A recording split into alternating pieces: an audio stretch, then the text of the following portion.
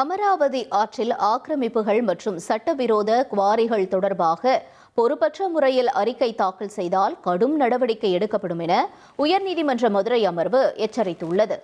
அமராவதி ஆற்றில் சட்டவிரோத மணல் கடத்தலை தடுக்க நடவடிக்கை எடுக்க வேண்டும் என வந்த கடிதத்தின் அடிப்படையில் நீதிமன்றம் தாமாக முன்வந்து வழக்கை விசாரித்து வருகிறது. இந்த வழக்கு நீதிபதிகள் ஜி.ஆர். சுவாமிநாதன், பி. புகழேந்தி அமர்வில் விசாரணைக்கு வந்தது.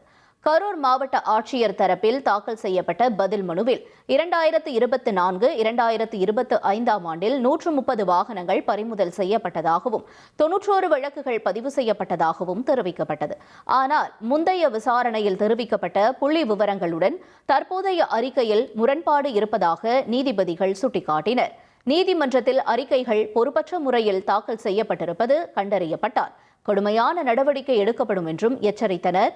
இது தொடர்பாக கரூர் மாவட்ட ஆட்சியர் விளக்கமளிக்க உத்தரவிட்டு வழக்கு விசாரணையை பிப்ரவரி 12ஆம் தேதிக்கு ஒத்திவைத்தனர்.